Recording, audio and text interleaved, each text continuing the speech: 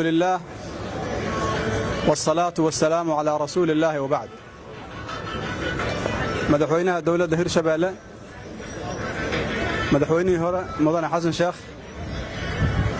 قدومي كحجانك بارلمانك هيرشبيله قدوميها دقمة عضلة dhammaan dadka kala duwan ee ka soo qayb galay xafladan soo dhaweynta qiimiga badan saraakiisha ciidamada bahda saxaafadda waxaan idinku salaamayaa salaanta islaamka assalaamu calaykum waraxmatullaahi wabarakaatu.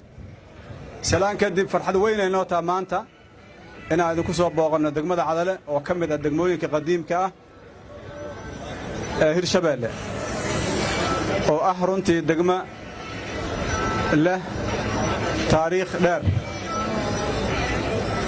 aad iyo aad aan ugu faraxsannahay inaan maanta idinla joogno. waxaan ka mahad celinaynaa soo dhaweynta diiran oo aan loo kala harin. aad iyo aad ugu mahadsantihiin. annagana sharafay noo tahay maanta inaan idin soo booqanno u kuur galno xaaladda ay ku sugan tahay degmada iyo dhulka aan soo marnaba. intaas kadib waxay ila tahay xafladan waa soo dhaweyntii inkastoona shiribka u aqaanina shiribkana waa maqlaaye. shirib lagu jawaabi maayo, waa la iska warsaa, wixii maqanna waa laga wada hadlaa, waana la helaa ilaahay idankiis. waa islahayn intaad wejiga ka dhaqatin halleydin sugo, laakiin inuu kuleel jiraan u qaadannay.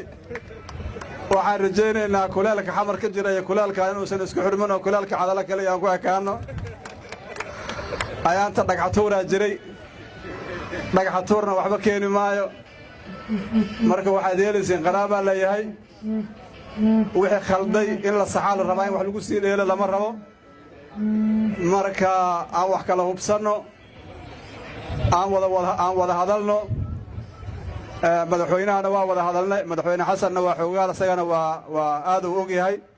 islaawga sidoo kale waa og yahay, xoogaal waaye.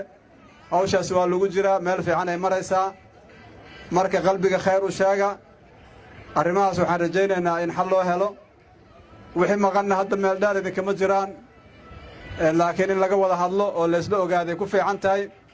taas marka waxaan rabaa sidaas inaan ku xidho. midda kale waxa waaye magaaladan aniga markii ugu horraysoon imaado waaye. maqalkeeduna waa igu badnaa. maalinkan yaraa ilaa hadda waa maqlaay. marka inay sidaan iska beddesho oo noloshaadu sidaan iska beddeshaa ugu weyn waxaan u wada nimid meeshaan,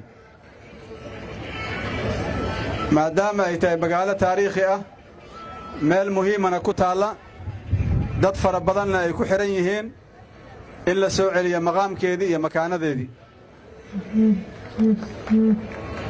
intaas markii aan ka gudbo, waxaad la socotiin dadaalka loogu jiro dawladnimadu inay gaarto guri kasta iyo goob kastaba. haddaan xogogaal loo dhaqanna lama gaarsii karo. shacabka iyo dadka mas-uuliyiinta inay isku xiraadaan oo iska warqabaan oo aragti isdhaafsadaan oo tale isdhaafsadaan, sidaasaa dawladnimadu ku fidi kartaa. waa ogtiin culayska ka jira oo ay ku hayaan al-shabaab iyo dhibaatooyinka ay ku hayaan dalka, oo u baahan dhammaanteenba inaan u wada jeesanno oon u mudayno. marka waxaasoo dhan waxay u baahan yihiin salnigii in looga wada hadlo, meelna looga soo wada jeesto. marka maadaama munaasabaddaanu ay ahaaday munaasabad soo dhoweyn, aad uguma fogaanayo, laakiin waxaan rabaa inaan idiin sheega inaan aad iyo aad ugu faraxsanahay inaan maanta idinla joogo. waa mahadsantihiin. wassalaamu calaykum waraxmatullahi wabarakaatu.